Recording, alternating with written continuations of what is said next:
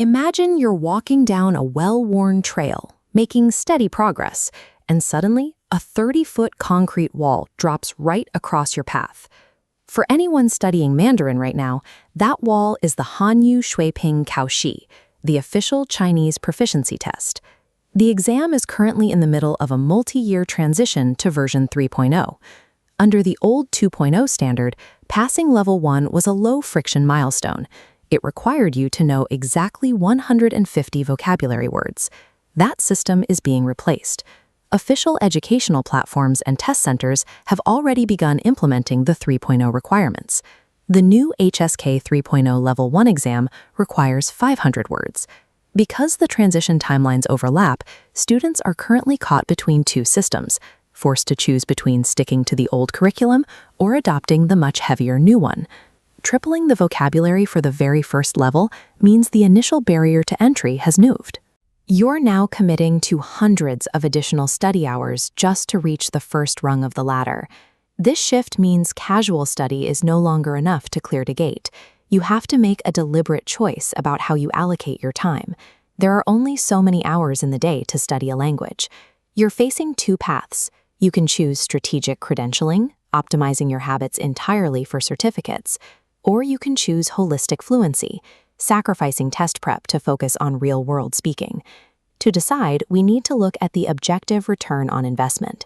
We have to weigh the massive financial payoffs of the HSK against the hidden costs to your actual fluency. Let's start with the money. If you need academic funding in China, passing the HSK offers significant financial leverage. The 2026 International Chinese Language Teachers Scholarship for bachelor's degrees is a clear example of how this works. This is the math. On the input side, you need to achieve HSK Level 4. Specifically, you need a minimum of 210 points on that test. You also have to pass the HSKK Intermediate Speaking Test. If you provide those scores, the scholarship covers full tuition for 4 academic years. It also provides free on-campus housing. If you live off-campus, that benefit becomes a 700 RMB monthly subsidy. Finally, the program pays out a 2,500 RMB monthly living allowance. For students on this path, the HSK is a financial prerequisite. The intense study effort pays out directly in 4 years of subsidized living and education. But that funding is tied to a strict system of behavioral compliance. Accepting it means your freedom of movement and academic schedule are heavily regulated. Under the 15-day rule, leaving China for more than 15 days for personal reasons during the study period will suspend your living allowance.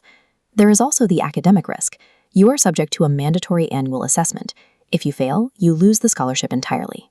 On this path, your relationship with the language is defined by survival and rules, rather than personal growth. Then there are the psychological costs of studying purely for the exam.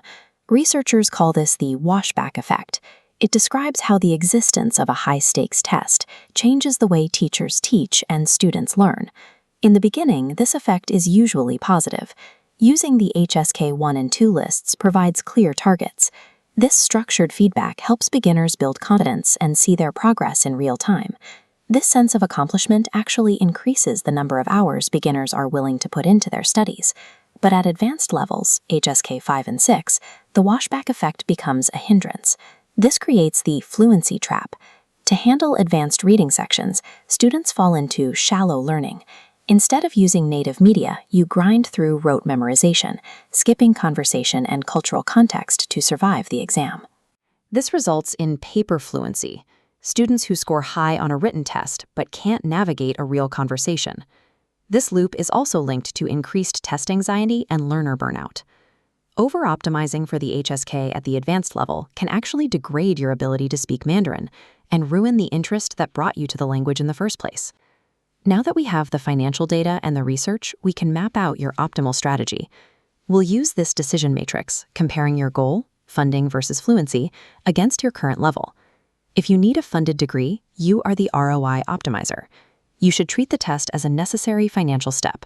Aim for HSK 4 and accept that your study style will be less natural for a while. If you are a beginner, you are the foundation builder. Use the HSK 3.0 lists to your advantage. Let the test provide the structure and motivation you need. If you are an advanced learner who doesn't need a certificate, you are the communicator. You should stop prep immediately. Pivot 100% of your time to native media and real immersion. This is the point where you stop studying for the examiners and start actually speaking with the people around you.